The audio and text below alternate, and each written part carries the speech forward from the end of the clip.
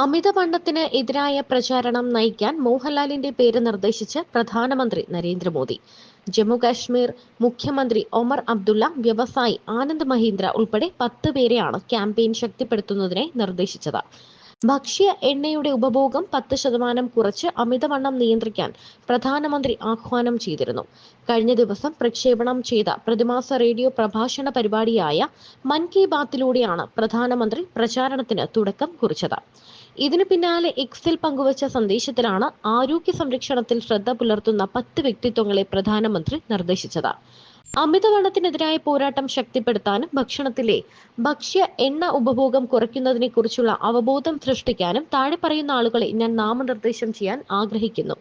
ഭോജ്പുരി ഗായകനും നടനുമായ നിരാഹുവ, ഒളിമ്പ്യൻ മനു ഭാക്കർ, വെയ്റ്റിംഗ് ലിഫ്റ്റ് താരം മീരാഭായ് ചാനു, ഇൻഫോസിസ് സഹസ്ഥാപകനായ നന്ദൻ നിലക്കേനി, നടൻ മാധവൻ, ഗായിക ശ്രേയ ഘോഷാൽ, ഒപ്പം സാമൂഹ്യ പ്രവർത്തകയും രാജ്യസഭാ എംപിയുമായ സുധാമൂർത്തി എന്നിവരാണ് പ്രധാനമന്ത്രി നാമനിർദ്ദേശം ചെയ്തത്.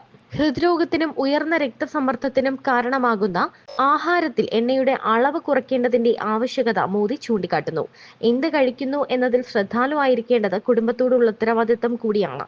ആഹാരശീലങ്ങളിലെ ചെറിയ മാറ്റങ്ങൾ പോലും ഭാവി തലമുറയെ ശക്തരാക്കുകയും രോഗങ്ങളിൽ നിന്ന് മുക്തരാക്കി മികച്ച ആരോഗ്യമുള്ളവരാക്കി തീർക്കുകയും ചെയ്യുമെന്നും അദ്ദേഹം പറഞ്ഞു. രാജ്യത്തെ ഓരോ പൗരന്റെയും ചികിത്സാപരമായ ചിലവുകൾ കുറയ്ക്കാൻ കേന്ദ്ര സർക്കാർ പ്രതിജ്ഞാബദ്ധമാണെന്ന് പ്രധാനമന്ത്രി നരേന്ദ്രമോദി കഴിഞ്ഞ ദിവസം പറഞ്ഞിരുന്നു.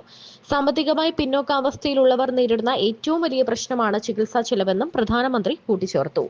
ഈ പൗരരുടെയും ചികിത്സാ ചെലവ് കുറയ്ക്കുന്നതിനായി നമ്മുടെ സർക്കാർ പ്രതിജ്ഞാബദ്ധമാണ്.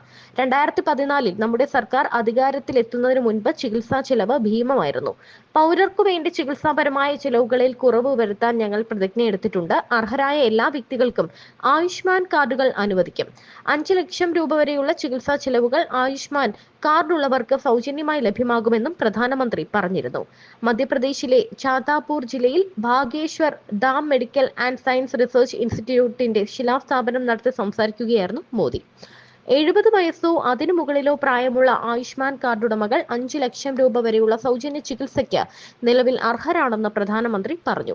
ആയുഷ്മാൻ കാർഡ് എത്രയും വേഗം സ്വന്തമാക്കണമെന്നും ആയുഷ്മാൻ കാർഡ് അനുവദിക്കുന്നതിനായി ഏതെങ്കിലും ഉദ്യോഗസ്ഥരോ മറ്റോ കൈക്കൂലി ആവശ്യപ്പെടുന്ന പക്ഷം തനിക്ക് നേരിട്ട് കത്തെഴുതി അറിയിക്കണമെന്നും അദ്ദേഹം ആവശ്യപ്പെട്ടു. കേന്ദ്ര സർക്കാർ നൽകി വരുന്ന എല്ലാ ക്ഷേമ പദ്ധതികളെക്കുറിച്ചും മറ്റ് സൗകര്യങ്ങളെക്കുറിച്ചും എല്ലാവരും അറിഞ്ഞിരിക്കണമെന്നും ആയുഷ്മാൻ കാർഡ് പോലുള്ള പദ്ധതികളെക്കുറിച്ച് സമൂഹത്തിൽ ബോധവൽക്കരണം നടത്തണമെന്നും മോദി കൂട്ടിച്ചേർത്തു. നിരവധി മതസംഘടനകൾ ആത്മീയ പഠനങ്ങൾ പകർന്ന് മികച്ച ആരോഗ്യം നൽകി ജനങ്ങളെ സേവിക്കുന്നുണ്ടെന്നും മോദി കൂട്ടിച്ചേർത്തു. ചിത്രകൂട് അതിന് ഉദാഹരണമാണെന്നും ഭാഗ്യേശ്വർ ധാം സന്ദർശിക്കുന്നവർക്ക് ആരോഗ്യമെന്ന അനുഗ്രഹം ലഭിക്കുമെന്നും മോദി പറഞ്ഞു. ഭാഗ്യേശ്വർ ധാമിന്റെ സന്ദർശനത്തിനിടെ പ്രധാനമന്ത്രി ഗുരുക്കന്മാരെ സന്ദർശിച്ച് അനുഗ്രഹം നേടുകയും ജാദശങ്കർ മഹാദേവ് ക്ഷേത്രം സന്ദർശിച്ച് പൂജയും പ്രാർത്ഥനയും നടത്തുകയും ചെയ്തിരുന്നു.